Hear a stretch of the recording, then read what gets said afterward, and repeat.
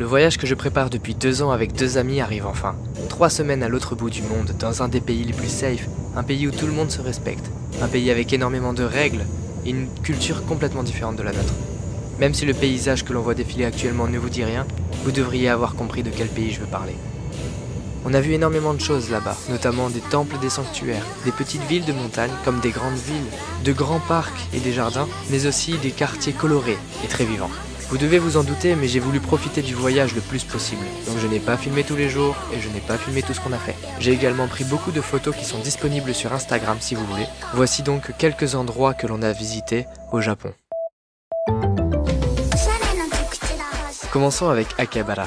Le quartier électronique de Tokyo, c'est le paradis pour les otaku. Le nombre de boutiques d'informatique, de figurines ou encore de jeux vidéo rétro comme récents est incroyable et les prix sont très souvent attractifs. Il y a également beaucoup de salles d'arcade dans lesquelles on peut trouver, sur plusieurs étages, des UFO catchers et des jeux en tout genre. Mention spéciale à la machine à laver, le meilleur jeu de rythme auquel j'ai pu jouer. Un conseil si vous y allez, n'hésitez pas à faire plusieurs boutiques, qui sont en général sur 6-7 étages, avant d'acheter quelque chose. Il n'est pas rare qu'un prix change d'une boutique à l'autre, ou pire, d'un étage à l'autre. Les façades des immeubles sont habillées de mangas et d'écrans, ce qui en fait un endroit magnifique de nuit. Ce quartier de Tokyo est extrêmement vivant, de jour comme de nuit, ça grouille de monde.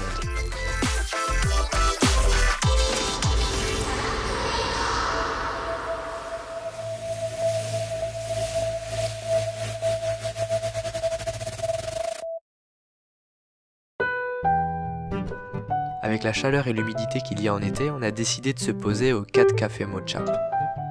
Toujours à Akihabara, ce bar à chat est très calme, et on peut se relaxer en lisant un manga ou en jouant à la Wii U ou à la Switch, tout en étant entouré de chats tous mignons à croquer.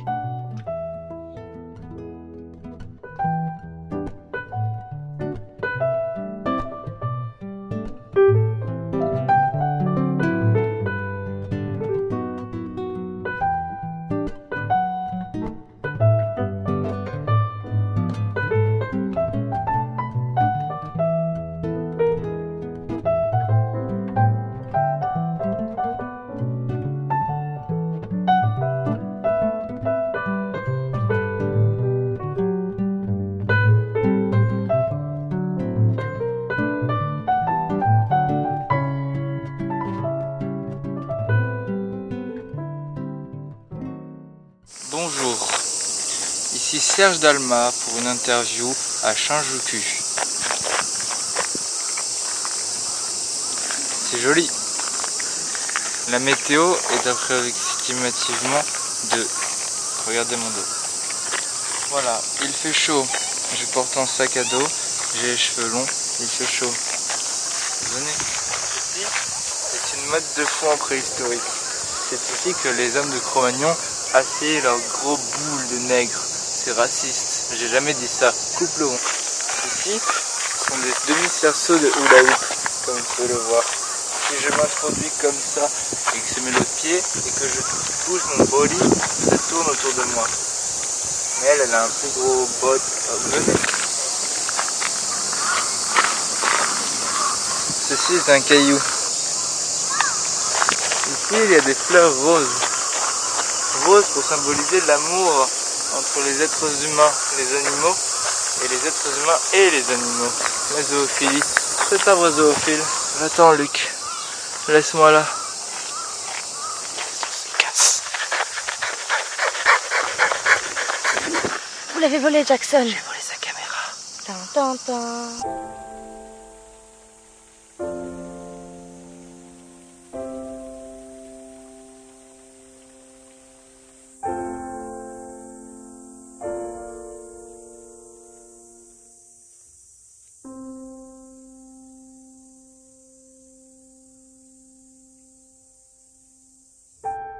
Sur la douce mélodie de Kimi no Na wa, Your Name en Occident, je vous présente le parc de Gyoen à Shinjuku.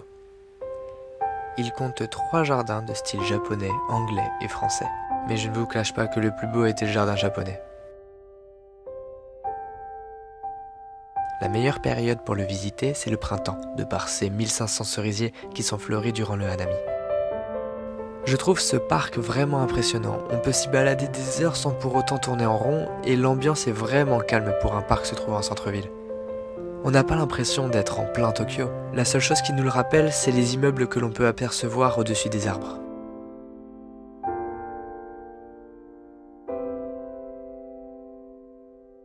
Dans ce parc, et plus précisément dans le jardin japonais, il y a une maison de thé. C'est ouvert au public et on peut y admirer le parc vu sous un autre angle avec un lac juste devant nous. C'est magnifique.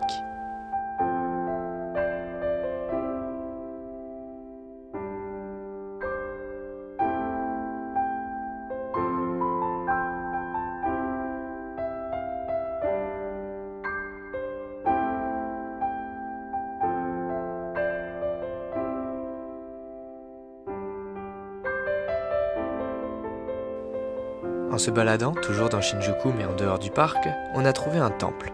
Comme dans chaque temple, il y a un torii à l'entrée suivi de 2 statues, une de chaque côté du chemin. Ces 2 statues sont appelées Komainu, elles sont là pour conjurer les mauvais sorts et protéger le temple. Vous aurez remarqué qu'il y a toujours un point d'eau avec des sortes de petites casseroles à l'entrée des temples. Ils sont là pour se purifier le corps et l'esprit avant d'entrer sur le territoire sacré. Comme Marie le montre si bien, il faut dans l'ordre laver la main gauche puis la droite. Il faut ensuite se purifier la bouche avec l'eau et la recracher devant la fontaine, pas dedans bien sûr. Dernière étape, prendre de l'eau dans la coupelle et la mettre à la verticale de telle sorte que l'eau coule le long du manche. Dans les temples, on peut acheter une sorte de prédiction, une sorte d'horoscope, et si c'est de la mauvaise chance qui est prédit, on accroche le bout de papier à l'arbre pour que la malchance soit détruite. Autre chose que l'on trouve souvent dans les temples, c'est les plaquettes en bois. On peut en acheter pour écrire un vœu et l'accrocher pour qu'il se réalise. Certaines personnes ont même dessiné sur leurs plaquettes et franchement, ils dessinent très bien. Juste à côté de ce temple, il y a les escaliers de Kimi no Na wa. C'est exactement cet endroit qui a inspiré pour le film et mine de rien, même si c'est juste des escaliers, ça fait quelque chose d'être là et de se refaire la scène du film, mais en vrai.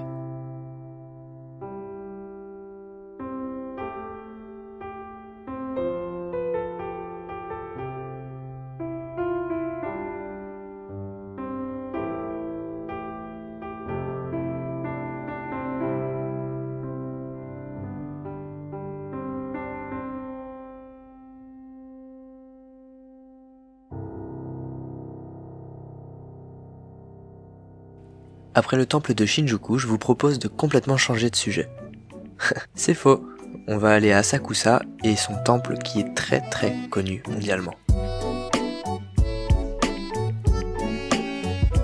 Mais avant d'arriver au temple, il y a une longue allée marchande où l'on peut acheter toutes sortes de souvenirs, des baguettes, des tongs, des éventails, même de la nourriture, etc.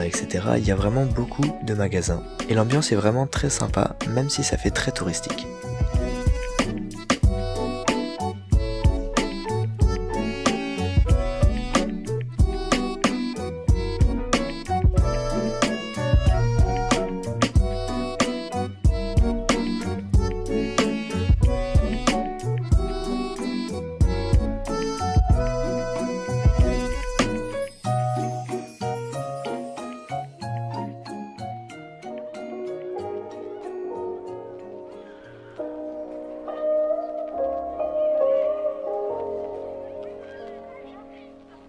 Au bout de cette allée de 250 mètres se trouve le temple Sensoji, le plus vieux temple de Tokyo, mais également le plus beau et le plus prisé par les touristes.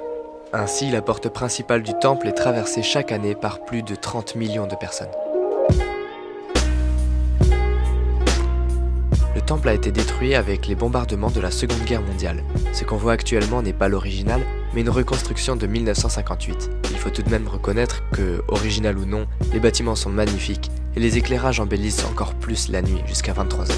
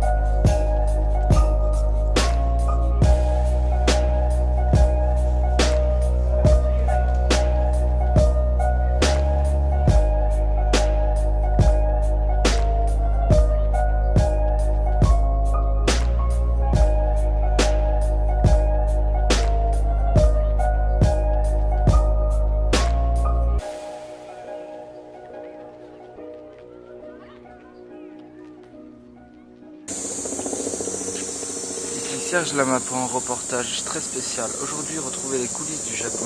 Venez. Ici, c'est une lampe à thermostat. On peut régler la température de l'eau. Venez. C'est le drapeau de la Finlande. C'est en norvégien. Très spécial.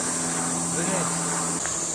Ici, c'est un lion qui rentre la tête dans son œsophage. Venez. Ici, ce sont des pancartes de bois Starfoula où les gens ils écrivent des insultes et marqué va te faire encouler Tony. Ici c'est un bain pour embryons. On met les embryons dans le bain et on les asperge avec de l'eau.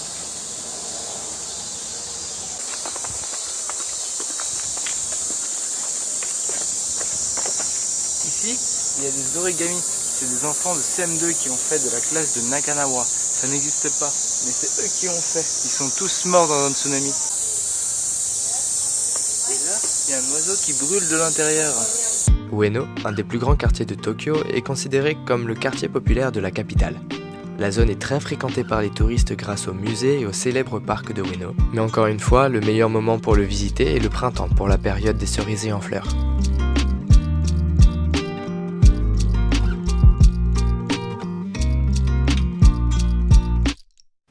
Riche en histoire, ce quartier fut le lieu de résidence des derniers samouraïs en 1868. C'est ici également que se trouve le plus ancien zoo du Japon. Le parc est très intéressant car il est très grand et on y trouve beaucoup de sanctuaires un peu partout. Il y a même une petite allée de torii faisant penser, mais en plus petit, au Fushimi Inari Taisha de Kyoto, que je vous présenterai plus tard.